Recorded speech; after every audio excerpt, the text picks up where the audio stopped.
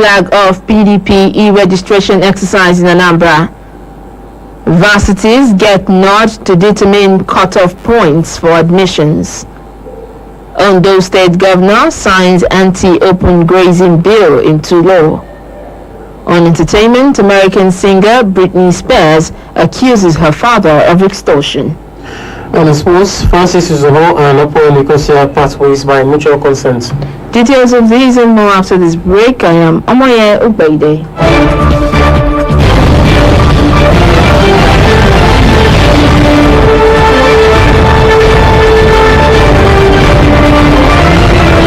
The Edo State Governor Godwin Obaseki and his counterparts in Oyo and Abia states, Seyi Makinde and Okezie Ikpeazu, on Tuesday flagged up the e-registration and continuous voter registration exercise in Anambra State ahead of the state's November 6th gubernatorial poll.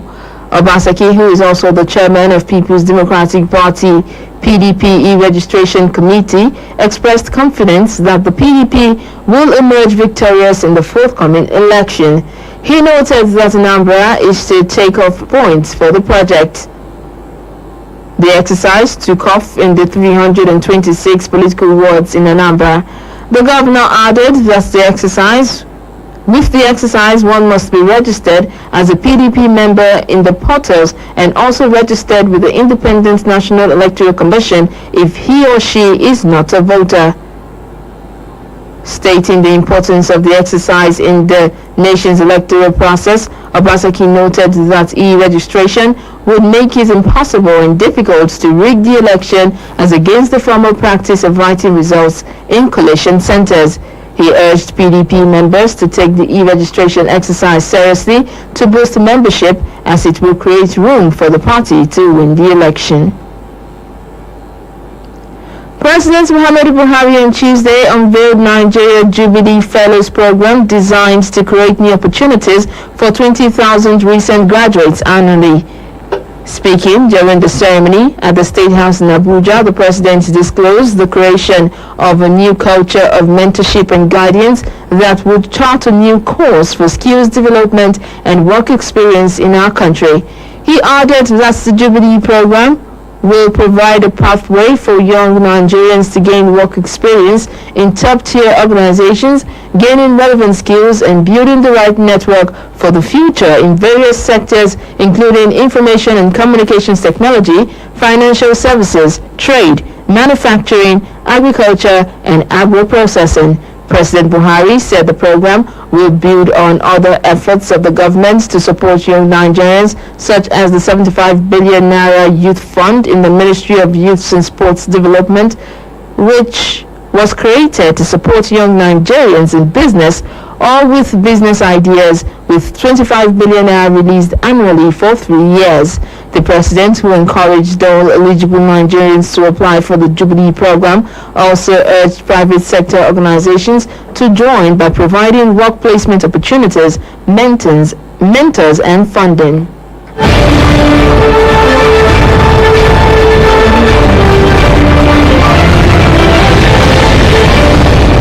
The Department of Petroleum Resources, DPR, says the federal government's plan to increase the nation's oil and gas reserves are on course and being boosted by strategic policies and programs. The DPR head of public affairs, Paul Osu, made this known in a statement on Tuesday in Lagos. Osu said the national aspiration of Nigeria was to increase its reserves by 36.91 billion barrels to 50 billion barrels in the short to mid-term. He said the government was also targeting increasing Nigeria's proven gas reserves from 206.53 trillion cubic feet to 250 trillion cubic feet. According to him, the strategic focus for upstream includes bid rounds, reserve growth, increased production, and reduction in production cost per barrel. Osu said majority of the companies that won the bid for the nation's 57 marginal oil fields had paid their signature bonuses to the federal government. He noted that about 600,000 barrels of crude oil per day will be added to Nigeria's production volume within the next few years when the fields begin production. The Joint Admissions and Matriculation Board (JAMB) has adopted the minimum cutoff marks for the 2021 admissions sent by tertiary institutions. This implies there will be no uniform cutoff marks for 2021-2022 admissions. JAMB Registrar Professor Ishaq Oyelade displayed the minimum cutoff marks adopted by tertiary institutions at the 2021 policy meeting on Tuesday in Abuja. According to the new arrangement, universities are not allowed to go below 120 and polytechnics and colleges of education 100 for admission. The meeting agreed that the total fee for post-unified tertiary matriculation examination should not be more than 2,000 naira. Oyelade warned the institutions not to go beyond the pegged fee during the meeting.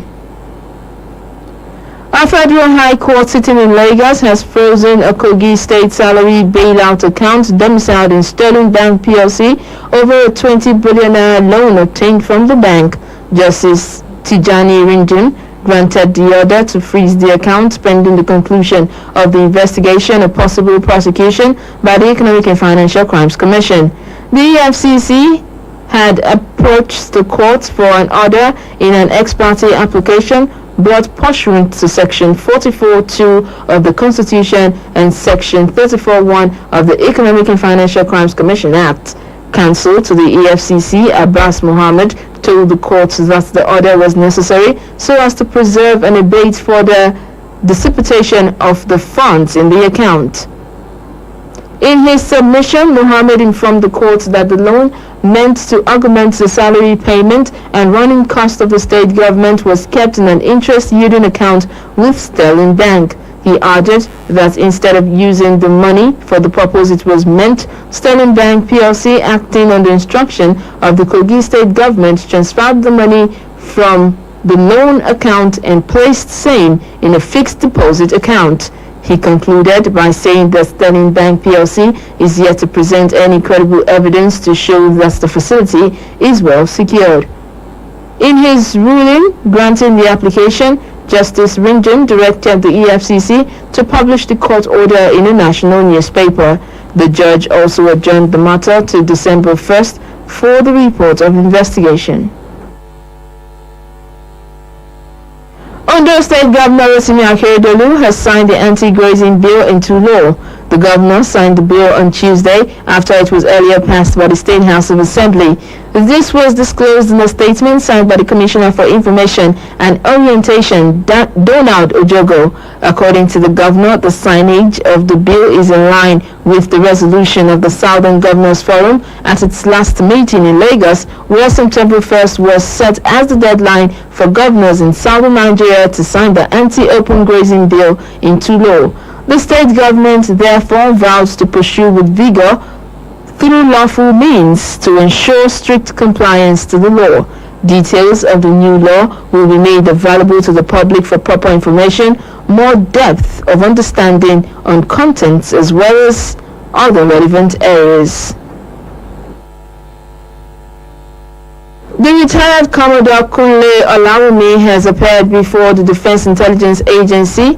Olawumi, who was in the office of the DIA on Tuesday, was accompanied by his lawyer Femi Falana, a senior advocate of Nigeria. His appearance is secret to an interview he granted, wherein he accused the President Muhammadu Buhari's government of shielding sponsors of the Boko Haram group. Though he failed to mention names, he also said some governors, ministers and senators are sponsors of Boko Haram and that the government knows them. Recall that the Defense Headquarters had earlier in a statement said the retired military officer, who is on the military reserve list, was only invited via SMS and voice by DIA to further furnish the armed forces of Nigeria with relevant and pressing security information which he may be opportune to have knowledge of as a professor of global security studies and not arrested as speculated in some quarters. Coming up in a moment in entertainment news, American singer Britney Spears accuses her father of extortion. Details when we come back.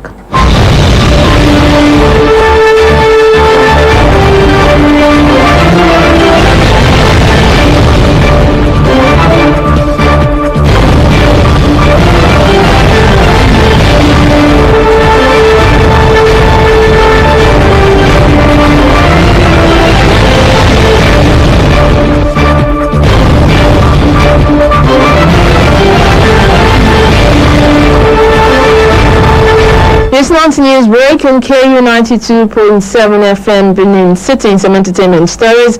American singer and songwriter Britney Spears has accused her father, Jamie Spears, of trying to extort her by asking for a payoff before he quits his role as her conservator. In new legal documents, Britney said her father has admitted that it is in her best interest for him to step down as her conservator. She added that her father is trying to hold her up for some money from her as a condition to leave. Britney's legal team claims Jamie is asking for around $2 million before he will step down as a conservator. In the documents, Britney's lawyer, Matt Rosengart, disclosed that the status quo is no longer tolerable and Britney would not be extorted. Britney says the court should suspend her father from the conservatorship on September 29th if he does not resign.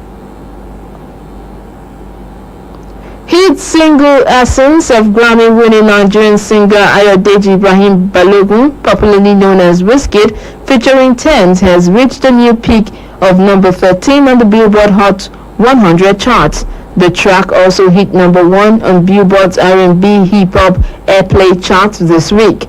This comes after the song hit number 16 on the chart last Monday, 13 days after the remix with Justin Bieber was released. Nia Da Costa, the director of Hollywood movie Candyman, has become the first black woman to have a film opening at number 1 on the North American box office chart. The director's reimaging of the 1992 horror made $22 million in the first weekend in United States and Canadian cinemas. Based on the Clive Barker story, the film is named after a hook-handed killer who has spawned a fearsome urban legend. Da Costa only had one feature credit, the 2018's Little Woods, when she was invited to direct the latest installment of the horror franchise. And that's it from entertainment. And in sports, where Chijindu is waiting, Francis Uzoho, Apoel Nicosia part ways by mutual consent. Details on our sports bulletin.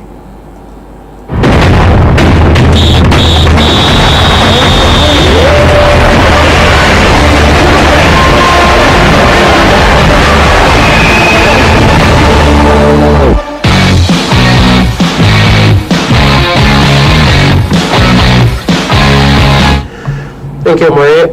Francis Uzoho and Apoel Nicosia have parted ways by mutual consent. The Nigerian international linked up with Apoel Nicosia from Spanish club Deportivo La Coruña last summer.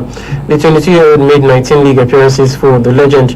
While no reason was given for the mutual termination of the contract, the club wished Uzoho all the best for the future.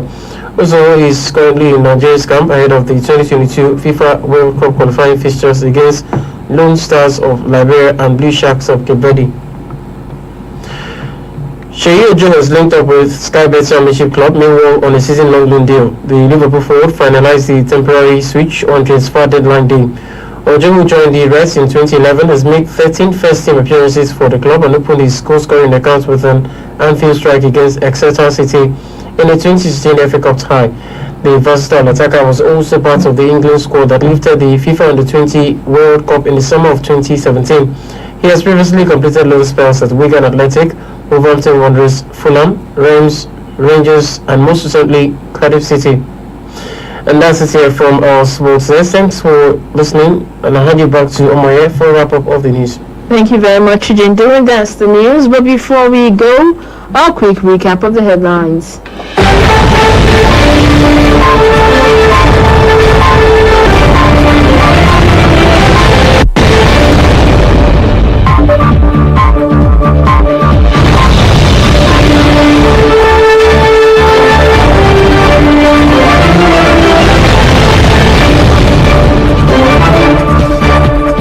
Governor Obaseki, Makinde Ikpeazu flag off PDP e-registration exercise in Anambra. Varsities get nod to determine cut-off points for admissions. Ondo State Governor signs anti-open grazing bill into law. Do you remember that the continued unity of Nigeria is a collective responsibility. Be sure to play your part. Do not forget you can listen to us anywhere in the world by visiting our website at www.kufm.net or download our mobile app from the Google Play Store. We are also on YouTube at KFM Nigeria. KFM's news break was produced by Blessing Asakwame. I am Omoyo Gbaide, and thanks for listening.